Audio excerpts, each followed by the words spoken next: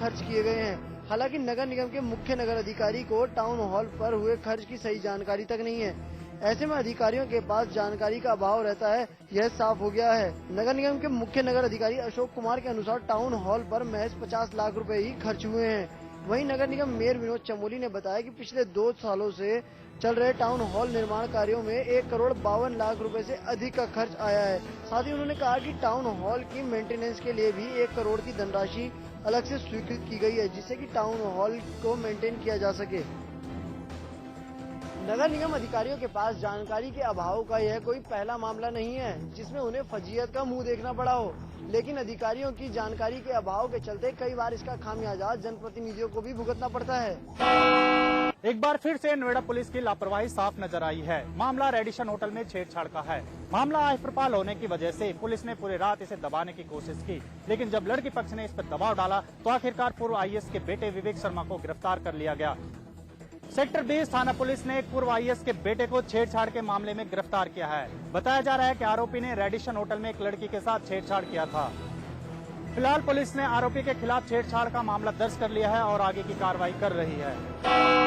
इलाहाबाद लगे कुंभ मेले में पड़ने वाले 5वें स्नान को लेकर पुलिस प्रशासन ने सुरक्षा व्यवस्था के कड़े इंतजाम कर रखे हैं। अब देखना ये होगा पुलिस प्रशासन द्वारा ये दावे कितने ठोस साबित होते हैं।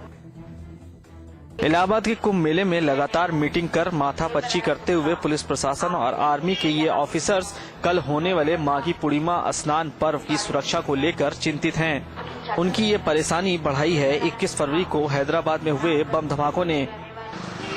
माघ महीने के इस पूर्णिमा पर देश विदेश से 1,35,00,000 लोगों के कुंभ मेले में आने की उम्मीद है, जबकि करीब 10 लाख श्रद्धालु तंबुओं में इस शहर में पिछले 1 महीने से लगातार डेरा जमाए हुए हैं। हैदराबाद की घटना से सबक लेते हुए अफसरों ने सबसे पहले मेले में लगे 120 सीसीटीवी कैमरों की नए सिरे से मॉनिटरिंग शुरू कर दी है। इसके अलावा शनिवार से ही मेले में बिना पास वाली गाड़ियों को घुसने पर पाबंदी लगा दी है। माघी पूर्णिमा का स्नान करने आने वाले श्रद्धालुओं को सुरक्षा के साथ अब पुलिस प्रशासन आस्था की डुबकी कितनी लगवा पाएगी, ये तो देखना होगा। इलाहाबाद में लगे आस्था के महाकुंभ में केंद्रीय जल संसाधन मंत्री हरीश रावत ने भी आकर डुबकी लगाई। यही नहीं, उन्होंने बाकायदा गंगा मां की पूजा अर्चना के साथ देश की खुशहाली के लिए उनसे प्रार्थना भी की। संगम पर हर दिन कोई न कोई राजनेता और सेलिब्रिटी गंगा के हालात पर चर्चा करने पहुंच रहे हैं और इसी कड़ी में उत्तराखंड से सांसद हरीश रावत भी अपने परिवार संग संगम पहुंचे। यहां पहुंचे मंत्री हरीश रावत ने कुंभ क्षेत्र में साधु संतों से मुलाकात की और मां गंगा को स्वच्छ और निर्मल करने के लिए विशेष कदम उठाने की बात कही। साथ ही साथ हरीश रावत ने संतों द्वारा गंगा को साफ और निर्मल बनाने के लिए बनाए गए गंगा एक्ट के ड्राफ्ट को जल्द कानून के रूप में तब्दील करवाने की बात कही। उन्होंने कहा कि इस हेतु राज्य सरकार से बात की जाएगी। साथ ही साथ केंद्र और राज्य सरकार दोनों की तरफ से गंगा के प्रति संवेदनशील होने की बात भी कही। प्रत्येक नदी के प्रवाह को कैसे अवरोध मुक्त रखा जाए, कैसे उसकी जीवन की रक्षा की जाए, कैसे जो है नदियों की निर्मलता को बनाए रखा जाए, उन सब पहलुओं पर सोच करके एक इस तरीके का एक्ट लाने पर, इस तरीके का एक विधेयक लाने पर विचार करेंगे। इस मौके पर केंद्रीय जल संसाधन मंत्री हरीश रावत ने सबको मिलकर गंगा को निर्मल रखने की अपील भी की। साथ ही साथ उन्होंने कहा कि जल्द ही गंगा एक्ट ड्राफ्ट कानून के रूप में लागू हो जाएगा। राजनीति का शिकार हो रही है कानपुर के बिधनू थाना क्षेत्र की खाड़ेश्वर चौकी। मुख्यमंत्री के आदेशों के बावजूद भी खाड़ेश्वर चौकी को स्थानांतरित नहीं किया गया। वहीं आला अधिकारी मुख्यमंत्री के आदेश पर कर रहे हैं आख्या देकर के गुमराह। कानपुर के बिधनू थाना क्षेत्र के खाड़ेश्वर धाम पुलिस चौकी की स्थापना सन 1982 में हुई थी।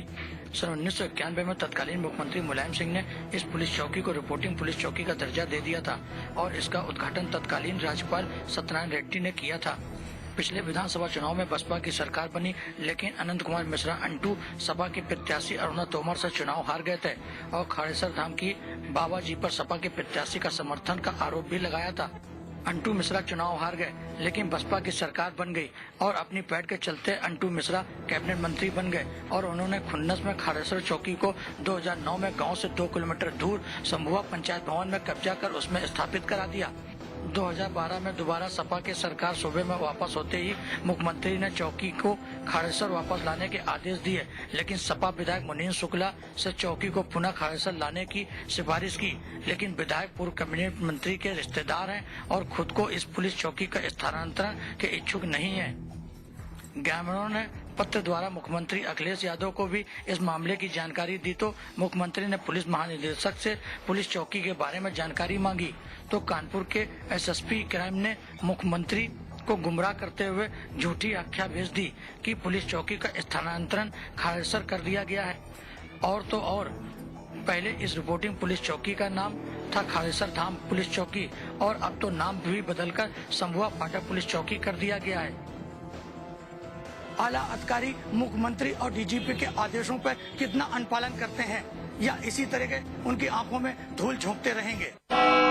बरेली में आज पंचम बसंतोत्सव का पर्व बड़ी ही धूमधाम से मनाया गया। इस मौके पर उत्तराखंड के पूर्व मुख्यमंत्री भगत सिंह कोश्यारी भी पहुंचे और रंगारंग कार्यक्रमों का आयोजन भी किया गया।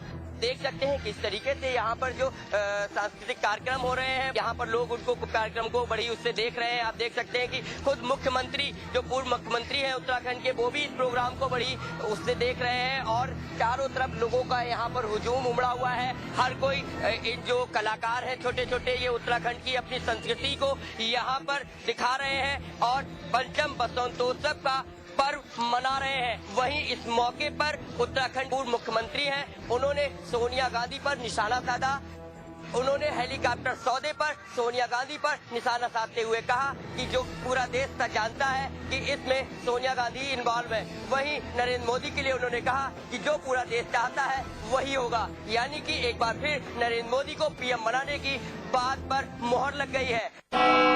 मोहब्बत की कीमत अगर मौत से चुकानी पड़ती तो शायद मीना कभी प्रेम विवाह नहीं करती। जी हां, बदायूं में प्रेम विवाह से नाराज भाइयों ने अपनी बहन की गला काटकर हत्या कर दी और हरिद्वार में काम कर रहे बहनोई पर भी किया जानलेवा हमला। जनपद के कटन्ना बड़चौ के रहने वाले राजीव ने अपने ही गांव की रहने वाली मीना से 1 वर्ष पूर्व प्रेम विवाह कर लिया था, लेकिन इस शादी से मीना के परिजन खासा नाराज थे। मीना के परिजनों की नाराजगी के चलते राजीव और मीना ने गांव छोड़ दिया और दातागंज कस्बे में आके रहने लगे। इसी बीच मीना के भाइयों ने राजीव और मीना से नजदीकियां बढ़ा ली और उनके यहाँ आना जाना शुरू कर दिया। राजीव काम के सिलसिले में हरिद्वार चला गया, जहाँ मीना का भाई दुर्गेश भी उसके साथ गया। यहाँ मीना अकेली दातागंज में रह रही थी। मीना का चचेरा भाई सत्येंद्र मीना के पास आकर रुका, जहां उसने एक षड्यंत्र के तहत मीना का गला काटकर उसकी हत्या कर दी। ठीक उसी समय मीना के भाई दुर्गेश ने, जो राजीव के साथ हरिद्वार गया था, उसने भी राजीव पर हमला कर दिया, जिससे राजीव बुरी तरह घायल हो गया। राजीव के परिजनों का कहना है कि मीना के परिजन इस शादी से नाराज थे। उसी के चलते षड्यंत्र के तहत दोनों जगह एक ही समय में वारदात को अंजाम दिया गया। वहीं पुलिस ने मामले की गंभीरता को देखते हुए आरोपी भाइयों के खिलाफ अपनी बहन का हत्या का मामला दर्ज कर आरोपी भाइयों की तलाश शुरू कर दी है। पुलिस का कहना है कि घटना को अंजाम देने वाले सभी आरोपी जल्दी सलाखों के पीछे होंगे। मैनपुरी का सुभाष यादव अब नहीं रहा है, क्योंकि वो अपने सीआरपीएफ में तैनात था और अपने ही खेमे का शिकार बना है। आज जब उसका सब सीआरपीएफ ने उसके घर पहुंचाया परिजनों के पास, तो परिजनों ने साफ सब लेने से कर दिया था इनकार, क्योंकि उनकी मांग थी कि हत्या का कारण पता चलना चाहिए, जिसके चलते उन्होंने अपनी मांग भी रखी थी कि उत्तर प्रदेश के मुखिया को यहाँ पर आना चाहिए। इसके बाद अपना अनशन खत्म करके सबको अंतुष्टि करेंगे। पीएम अखिलेश यादव जब उसके सबके पास पहुंचे तो उन्होंने अंतुष्टि को संवेदना दी और मृतक के परिजनों को 20 लाख रुपए की सहायता राशि भी देने की बात। बुलंदशहर में हुए बहुचर्चित हॉरर किलिंग मामले में आज महविश ने मेरठ के डीआईजी से इंसाफ की गुहार लगाते हुए बुलंदशहर पुलिस पर गंभीर आरोप लगाए। डीआईजी ने भी मामले में बुलंदशहर पुलिस को तलब किया है। आज महविश मेरठ डीआईजी ऑफिस पहुंची और यहां पहुंचकर उन्होंने बुलंदशहर पुलिस प्रशासन पर आरोप लगाते हुए कहा कि उसके पति अब्दुल हकीम की ऑनर किलिंग हुई थी और हत्या का मामला भी दर्ज कराया गया था, लेकिन पुलिस ने मामले की विवेचना में इसे ऑनर किलिंग से बदलकर आपसी रंजिश में तब्दील कर दिया है और चार्जशीट भी दाखिल कर दी है। वहीं महविश के मेरठ आने के बाद ही बुलंदशहर पुलिस भी डीआईजी कार्यालय के सामने बाहर दिखाई दी। सूत्रों की माने तो डीआईजी ने मामले की संवेदनशीलता को देखते हुए बुलंदशहर पुलिस को तलब कर लिया है। हालांकि डीआईजी के सत्यनारायण मीडिया के सामने कुछ भी बताने के लिए तैयार नहीं है। उधर महविश के जेठ ने पुलिस प्रशासन को चेतावनी देते हुए कहा कि अगर उन्हें इंसाफ नहीं मिला तो वो आत्महत्या कर लेंगे। महविश के आरोपों के बाद बुलंदशहर पुलिस एक बार फिर सवालों के घेरे में है कि आखिर पुलिस ने इस हत्याकांड को ऑनर किलिंग से आपसी रंजिश में क्यों तब्दील कर दिया।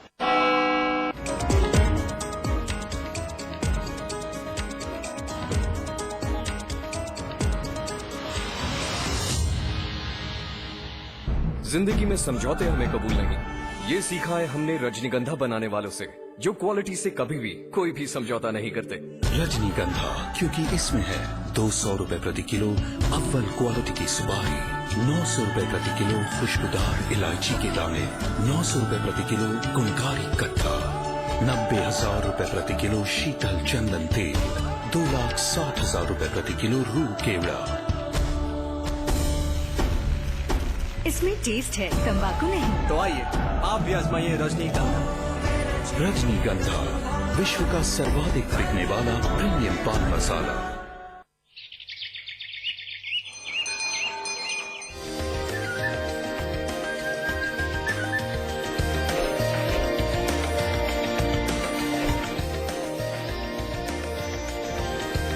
पेंटागन मॉल हरिद्वार, उत्तराखंड का सबसे बड़ा मॉल और मल्टीप्लेक्स। निर्माता सुपरटेक। आज ली क्या? And then interestingly,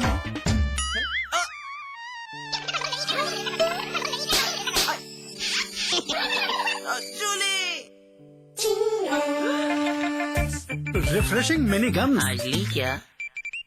मैं चाहूंगा कि जब जब भी मेरा जन्म हो, वृंदावन की इसी पावन भूमि में हो। A unique project with world-class facilities just for you and your loved ones. Nalanda leisure Sanskar city At Vrindavan.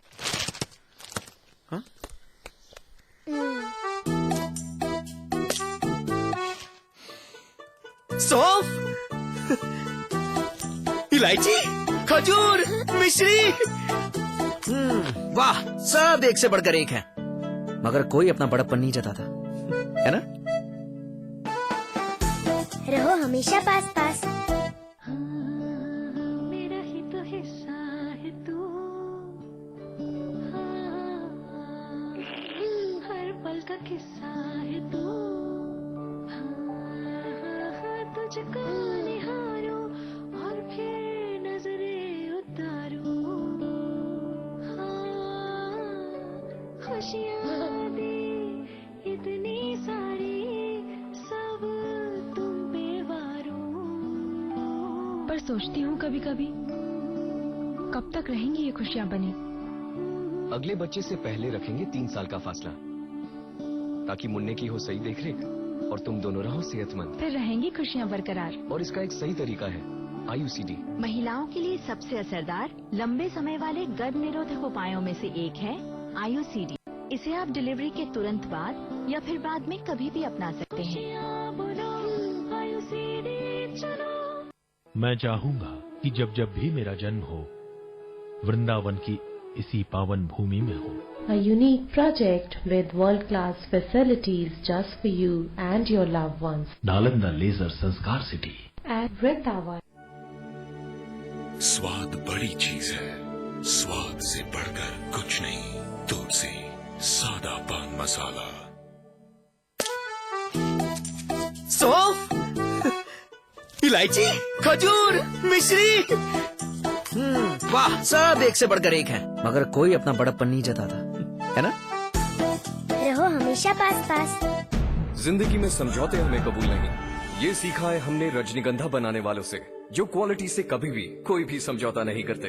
रजनीगंधा, क्योंकि इसमें है 200 रुपए प्रति किलो अव्वल क्वालिटी की सुपारी, 900 रुपए प्रति किलो खुशबूदार इलायची के दाने, 900 रुपए प्रति किलो गुणकारी कट्टा, 90,000 रुपए प्रति किलो शीतल चंदन तेल, 2,60,000 रुपए प्रति किलो रूह केवड़ा।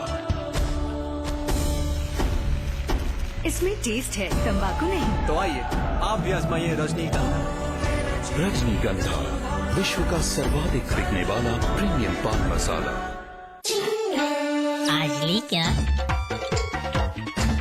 And then, interestingly,